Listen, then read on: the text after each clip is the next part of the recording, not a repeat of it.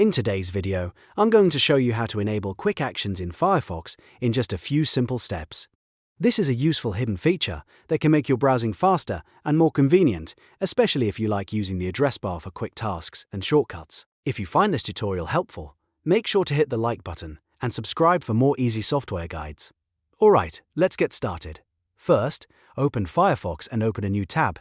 In the address bar, type About Config and press Enter.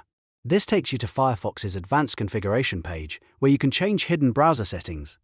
Firefox will warn you that these settings can affect performance or security, so you'll see a message asking you to accept the risk.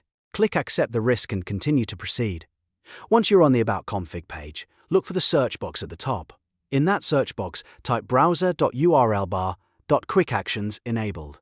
If this preference does not already exist, you'll need to create it. To do that, select the Boolean option, which is the true or false setting, and click the plus icon to add the new preference. After it appears, make sure the value is set to true.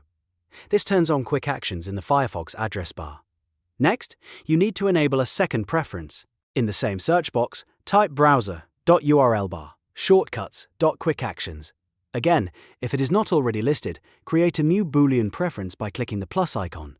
Then set that value to true as well. This second setting helps make quick actions work properly inside the browser. After both preferences are set to true, the last step is to restart your browser. You can fully close Firefox and open it again, or restart it using your preferred method. Once Firefox reloads, quick actions should now be enabled and ready to use. This feature can save time and make common tasks easier right from the address bar. And that's it. You've now enabled quick actions in Firefox. If this tutorial helped you out, don't forget to like this video, subscribe to the channel, and turn on notifications so you never miss a new Firefox tip or software tutorial. Thanks for watching, and I'll see you in the next one.